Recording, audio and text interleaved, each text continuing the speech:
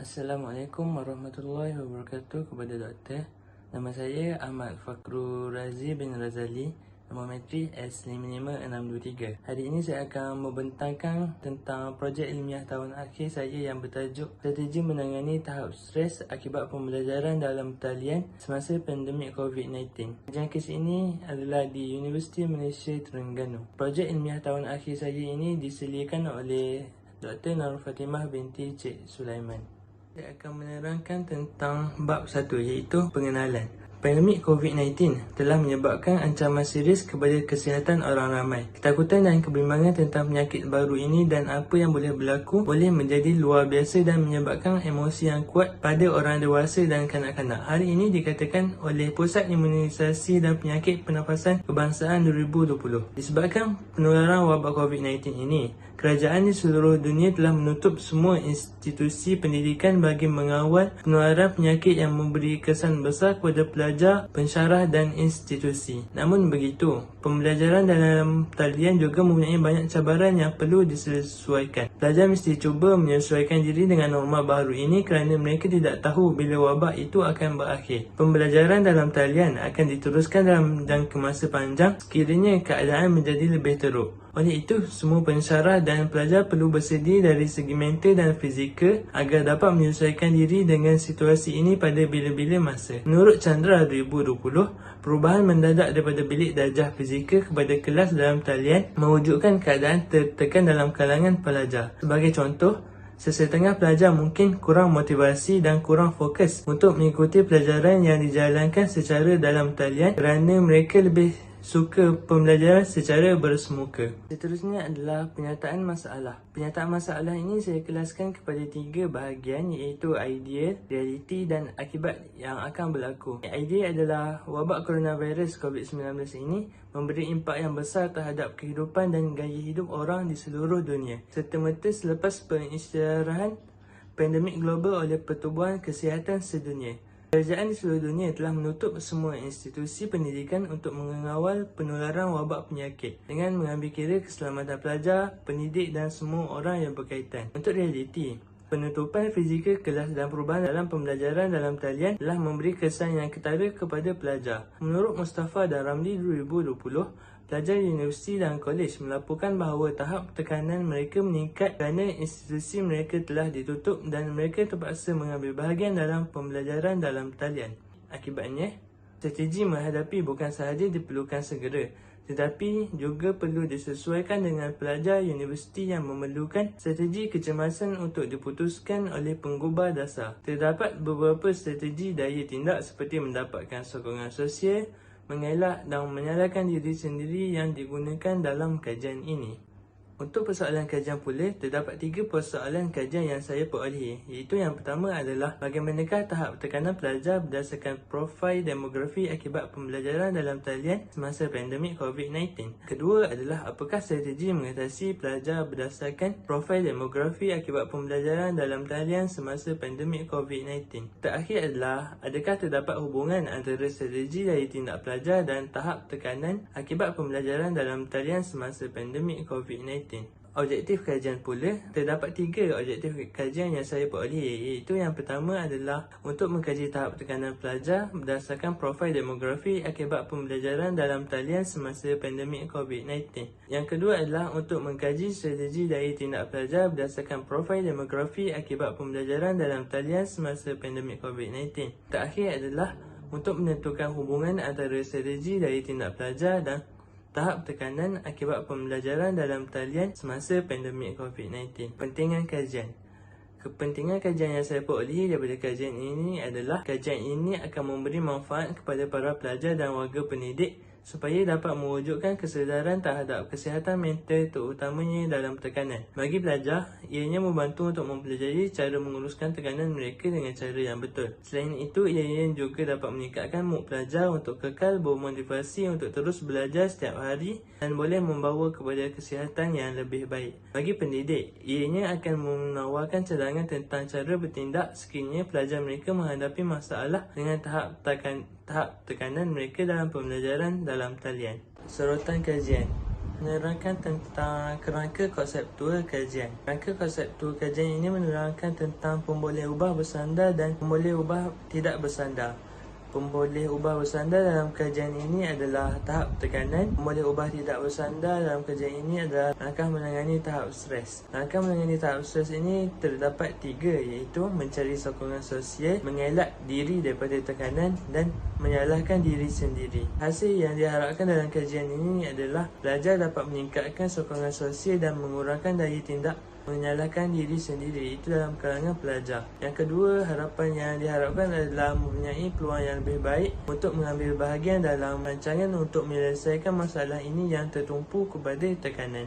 Sorotan kajian yang saya perolehi adalah sebanyak 30 artikel. 30 artikel ini saya perolehi daripada yang saya cari di dalam internet. 30 artikel yang saya perolehi ini saya bahagikan kepada 3 bahagian, iaitu bahagian yang pertama adalah tahap tekanan, bahagian yang kedua adalah cara mengatasi tekanan, dan bahagian yang terakhir adalah tekanan dan cara untuk mengatasinya. Saya akan memberikan satu contoh kajian lepas. Untuk yang pertama adalah stres. Menurut Medicine 2018 mengatakan bahawa tekanan ialah tekanan fizikal, mental atau emosi yang menyebabkan ketegangan badan atau mental. Perasaan marah, kecewa atau kemurungan boleh membawa kepada beberapa tabiat tidak sihat dan memberi kesan negatif kepada kita, seperti makan terlalu banyak atau merokok. Stres boleh disebabkan oleh faktor luaran, iaitu daripada aktiviti kehidupan biasa atau persekitaran dan faktor dalaman seperti penyakit. Dua pula adalah strategi menangani stres. Menurut Guzman 2020 mengatakan bahawa pelajar menghadapi tekanan kewangan dengan mengelakkan perbelanjaan yang tidak perlu seperti akses internet dan perbelanjaan lain yang tidak termasuk dalam keperluan asas. Melaraskan jangkaan mereka menjadi yang paling teruk. Ini untuk mempersiapkan diri menghadapi kesusahan di masa hadapan. Komunikasi dengan penggunaan media sosial juga merupakan satu lagi cara untuk mengatasi tekanan dari segi masalah perhubungan. Sekali adalah stres dan strategi menangani. Menurut Muhimmatul Hasanah 2019 mengatakan stres adalah respon tubuh yang diakibatkan kerana adanya tuntutan dari luar diri individu yang melebihi kemampuan dalam memenuhi tuntutan untuk mengatasi dan menyelesaikan masalah tersebut. Orang hidup tidak mungkin terhindar dari stres, untuk itu kita harus dapat menyikapi dan mengelola stres dengan baik sehingga kualiti hidup kita menjadi lebih baik. Cara mengatasi stres dapat dilakukan dengan manajemen stres dan psikoterapi Islam. Terakhir adalah bab 3. Bab 3 ini adalah metodologi kajian, populasi, sampel dan teknik atau teknik persampelan. Populasi kajian ini terdiri daripada semua pelajar ijazah sarjana muda sepenuh masa yang aktif di Universiti Malaysia Terengganu dari Oktober 2021 hingga Mac 2022, dari semester 1 hingga semester 5. Kajian ini tidak termasuk pelajar latihan industri. Sampel kajian ini adalah terdiri daripada pelajar dari pelbagai bidang khusus, iaitu pelajar dari sarjana muda ekonomi sumber alam, sarjana muda pengurusan pemasaran, sarjana muda perakaunan, sarjana muda sains matematik gunaan, sarjana muda pengurusan maritim di Universiti Malaysia Terengganu. Teknik persampelan yang digunakan adalah persampelan rawak berstrata, telah digunakan dalam kajian ini kerana ianya adalah yang paling berkesan di antara teknik lain dan kekurangan bias. Dalam kajian ini, saya sampel bagi setiap kumpulan dikira dengan menggunakan formula peruntukan berkadar seperti berikut. Untuk menjawab objektif 1, kajian ini menggunakan statistik deskriptif untuk mengkaji tahap tekanan pelajar berdasarkan profil demografi akibat pembelajaran dalam talian semasa pandemik COVID-19. Bagi objektif kedua, statistik deskriptif turut digunakan untuk mengkaji strategi daya tindak pelajar berdasarkan profil demografi akibat pembelajaran dalam talian semasa pandemik COVID-19.